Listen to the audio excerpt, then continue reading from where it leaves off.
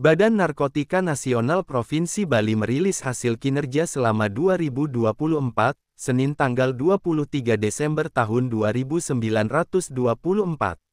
Di bidang pemberantasan dan intelijen berhasil menangkap 56 tersangka kasus narkoba, termasuk 5 warga negara asing.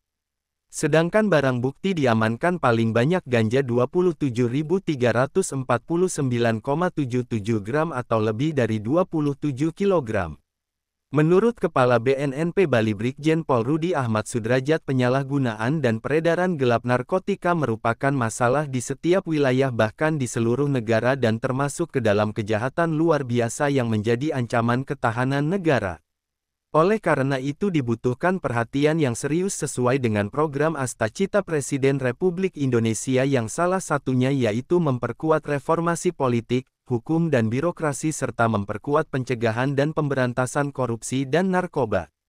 Rudi menjelaskan pada 2024 BNNP Bali dan BNNK jajaran berhasil melampaui target yang ditetapkan dengan mengungkap kasus peredaran gelap narkotika sebanyak 53 berkas perkara atau 378% dari target tahun 2024 sebanyak 14 berkas perkara.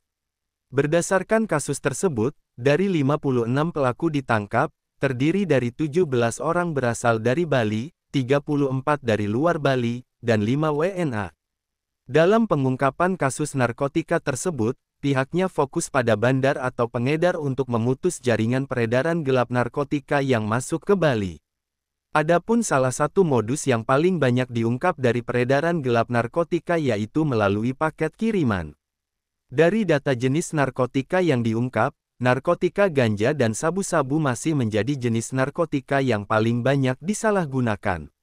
Tahun 2024, BNNP dan jajaran BNNK berhasil melampaui target yang sudah ditetapkan dalam pengungkapan kasus peredaran narkotika sebanyak 53 berkas perkara dari 14 target berkas perkara dalam tahun 2024. Jadi mengalami peningkatan sebesar 378%. Sudah ditangkap para tersangka, diproses sampai ke peradilan umum sebanyak 56 orang.